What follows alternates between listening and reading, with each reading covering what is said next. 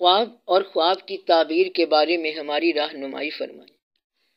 خواب کی تعبیر بتانا ہر آدمی کا کام نہیں ہے، یہ خواب کی تعبیر جاننے والے سے پوچھو۔ خواب کی تعبیر خود نہ نکالنا، یہ ایک الگ شعبہ ہے۔ بڑے بڑے بادشاہوں نے خواب دیکھے، بڑے بڑے لوگوں نے خواب دیکھے اور انہوں نے تعبیر والوں سے پوچھا۔ حضرت یوسف علیہ السلام کو تعبیر کا علم دیا گیا۔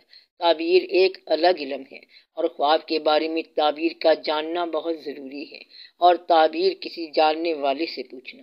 ایک خواب دیکھنے والے نے اپنا خواب اپنی نوکرانی کے ذریعے کسی جاننے والے سے پوچھنے کے لیے بھیجا کہ میں نے یہ خواب دیکھا ہے، تو جاننے والے نے کہا کہ جس نے خواب دیکھا ہے اس کو بھیج، کیونکہ یہ خواب تم دیکھ نہیں سکتی۔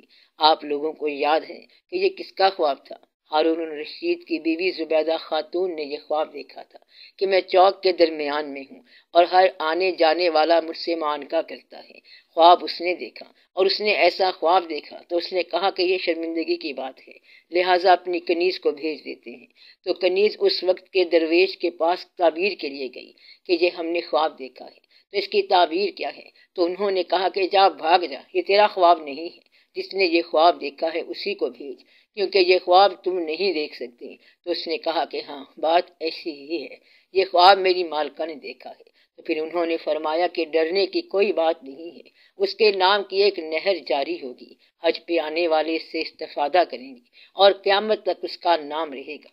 تو آپ لوگ دیکھیں کہ یہ اور سے اور قصہ ہو گیا۔ اس لیے خوابوں کی تعبیر جو ہے یہ جاننے والے کی بات ہے، آپ لوگ کبھی خود خواب کی تعبیر نہ کرنا۔